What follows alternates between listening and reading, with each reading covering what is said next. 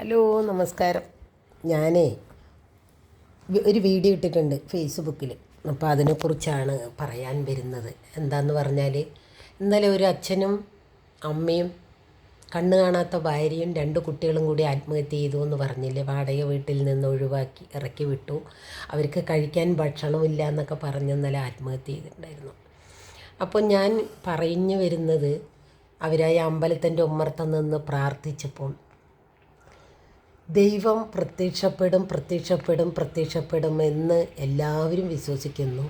ഞാനും വിശ്വസിക്കുന്നുണ്ട് ദൈവം പ്രത്യക്ഷപ്പെടുമെന്ന്. പക്ഷേ അവർ 4 പേര്, ആ അച്ഛനും അമ്മയും ആണെങ്കിലും 2 കുഞ്ഞുങ്ങൾ, ആ കുഞ്ഞുങ്ങൾ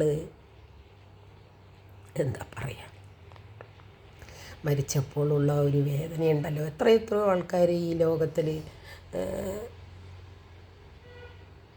എന്താ പറയുക, അവരുടെ ആത്മാവിന് നിത്യശാന്തി നേർന്നുകൊണ്ട് ഞാൻ അവർക്ക് നേരും. അപ്പം ഞാൻ പറയുന്നത്, നമ്മുടെ അമ്പലങ്ങളിൽ പ്രതിമകളായിരിക്കുന്ന ദൈവങ്ങൾക്ക് പൈസയുള്ള ആൾക്കാർ കുറേ സ്വർണങ്ങൾ കൊണ്ടുവയ്ക്കുന്നു. പിന്നെ എന്താ പറയുക, കാറ്, വണ്ടി, ബൈക്ക് മുതലാകെ നമ്മുടെ ഗുരുവായൂർ അമ്പലത്തിൽ ഒരു ദക്ഷിണ കൊടുത്തിട്ടുണ്ടായിരുന്നു. ബൈക്ക് ഇന്നാളെവിടെയോ ഒരു കിരീടം കൊടുത്തിട്ടുണ്ടായിരുന്നു. അതും ഗുരുവായൂർ തന്നെയാണെന്നാണ് എൻ്റെ ഒരു സങ്കല്പം. ഗുരുവായൂരപ്പന് കിരീടത്തിൻ്റെ ആവശ്യമുണ്ടോ? ഇല്ലെങ്കിൽ ശബരിമലയിൽ സ്വർണത്തിൻ്റെ ആവശ്യമുണ്ടോ? ദൈവങ്ങൾക്ക് ഞാൻ പഠിച്ച അനുഭവം, ഞാൻ ഭാഗവതത്തിൽ കേട്ടിരിക്കുന്നതും ഞാൻ പഠിച്ചിരിക്കുന്നതും കേട്ടിരിക്കുന്നതും മുഴുവൻ, ദൈവങ്ങൾക്ക് ഇതിൻ്റെ ഒന്നും ആവശ്യമില്ല. സത്യസന്ധമായി ജീവിക്കുക, ആരിനെയും വിഷമിപ്പിക്കാതെ ജീവിക്കുക, നമ്മളാൽ കഴിയുന്നത് മറ്റുള്ളവർക്ക് സഹായിക്കുക, ഇതൊക്കെയാണ് ഈ ലോകത്തിലെ ഏറ്റവും വലിയ നല്ല കാര്യങ്ങൾ. അല്ലാതെ ദൈവത്തിന് കൊണ്ടുപോയിട്ട് കുറേ കിരീടങ്ങളും സ്വർണങ്ങളും വെച്ച് അത് കള്ളന്മാർ കട്ടുകൊണ്ട് പോയി, കുറേ രാഷ്ട്രീയക്കാർ കട്ടുകൊണ്ട് പോയി. എന്നിട്ട് ഈ ലോകത്തിലും ഒരുപാട് പാവങ്ങൾ, ഒരുപാട് പട്ടിണി കിടക്കുന്നവർ, ഒരുപാട് വീടില്ലാത്തവർക്ക്, എനിക്കും വീടില്ല കേട്ടോ ഇരിക്കാൻ, ഞാൻ വാടകയ്ക്കാണ് താമസിക്കുന്നത്.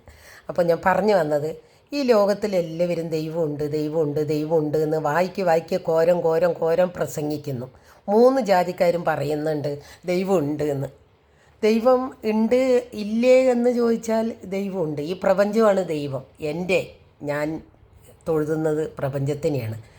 ഒരുപാട് വെളിരാജ്യങ്ങളിൽ പട്ടിണിയുണ്ട്.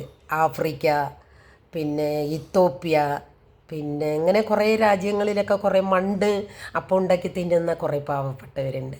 നമ്മുടെ ഇന്ത്യയിൽ തന്നെ വീടില്ലാത്തവരും കഞ്ഞിക്കില്ലാത്തവരും ജോലിക്ക് പോകാൻ പറ്റാത്തവരും എത്രയോ കാശില്ലാതെ ആശുപത്രിയിലേക്ക് പോകാൻ പറ്റാത്തവരും ഈ ജീവിക്കുന്ന നമ്മുടെ കേരളത്തിലുമുണ്ട് ഇതേപോലെ ദാരിദ്ര്യമുള്ളവർ.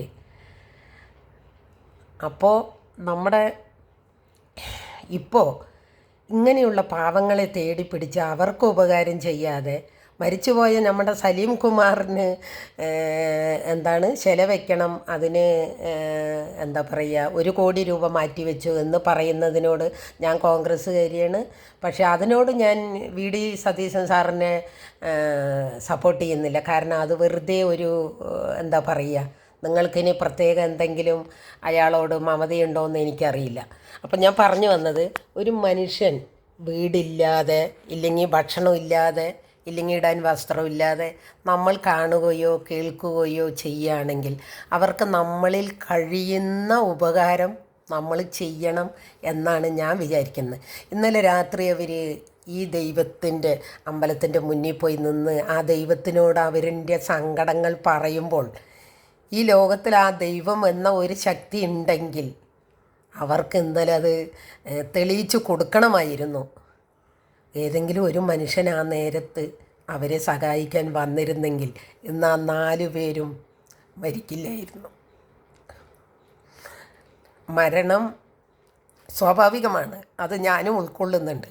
പക്ഷേ പട്ടിണിയും ഇരിക്കാൻ വീടില്ലാതെയും ആത്മഹത്യ എന്ന് പറയുമ്പോൾ അതൊരു വേദനയാണ്, മനസ്സിലായി. അപ്പോൾ ദൈവത്തിനെ എല്ലാവരും തൊഴണം, കാണാം, അതെല്ലാം ഓക്കെ, അത് അവനവൻ്റെ ഇഷ്ടമാണ്. അമ്പലത്തിൽ പോണതും തൊഴുതുന്നതും ദൈവങ്ങളെ വിളിക്കുന്നതെല്ലാം അവനവൻ്റെ ഇഷ്ടമാണ്. പക്ഷേ നിങ്ങൾ ചിലവാക്കുന്ന പൈസ പാവങ്ങൾക്ക് കൊടുക്കൻ. നിങ്ങൾ സുഖമായി ജീവിക്കുന്നുണ്ടെങ്കിൽ, കാശുള്ളവർ സുഖമായി ജീവിക്കുന്നുണ്ടെങ്കിൽ അതിൽ ഒരു അംശമെങ്കിലും പട്ടിണി കിടക്കണവനും ഇരിക്കാൻ വീടില്ലാത്തവർക്കും ഒന്ന് സഹായിച്ച് അവരെ ഒന്ന് സംരക്ഷിക്കാനും ഈ കാശുള്ള ആൾക്കാരൊന്ന് ചിന്തിച്ചാൽ കൊള്ളാമെന്നുണ്ട്. എൻ്റെ കയ്യിൽ ദൈവം എൻ്റെ വയറിൻ്റെയും എൻ്റെ വീടിൻ്റെയും വാടക കഴിഞ്ഞ് എന്തെങ്കിലും ഒരു 10 രൂപ ദൈവം എനിക്ക് തരുന്നുണ്ടെങ്കിൽ അതിൽ നിന്ന് ഞാൻ ഒരു ഓഹരി ഏതെങ്കിലും ഒരു ആൾക്ക് ഞാൻ സഹായിക്കും. അത് തീർച്ചയാണ്. കാരണം അത്രമാത്രം വേദനയുണ്ട്. ആ 2 കുഞ്ഞുങ്ങളും മരിച്ചു എന്ന് പറയുമ്പോൾ പട്ടിണി കിടന്ന്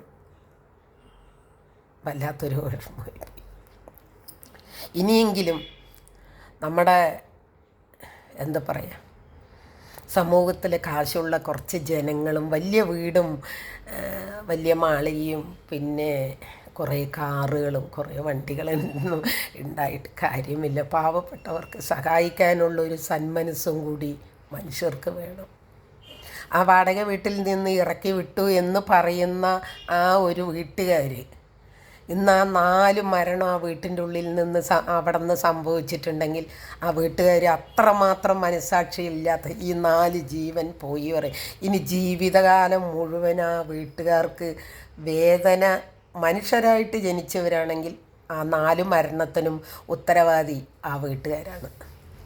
അന്ന് അവരൊരു നേരം വെളുക്കുന്നവരെയെങ്കിലും അവർക്കൊരു സമാധാനം കൊടുത്തിട്ട് നല്ല രീതിയിൽ ചിന്തിക്കാമായിരുന്നു. അപ്പോൾ അവരുടെ മരണത്തിന് ഉത്തരവാദി ആ വാടക വീട്ടുകാരാണ്. കഴിയുന്നതും ഇതുപോലെയുള്ള ആൾക്കാരെ സർക്കാരിനെ ഒന്ന് കൂട്ടിപ്പിടിക്കാൻ ശ്രമിക്കാൻ, വീടില്ലാത്തവരിനെയും കഴിക്കാൻ ഭക്ഷണമില്ലാത്തവരിനെയും ഒക്കെ ഒന്ന് കൂട്ടിപ്പിടിക്കാൻ ശ്രമിക്കണം നമ്മളുടെ സർക്കാരുകൾ. Okay, by.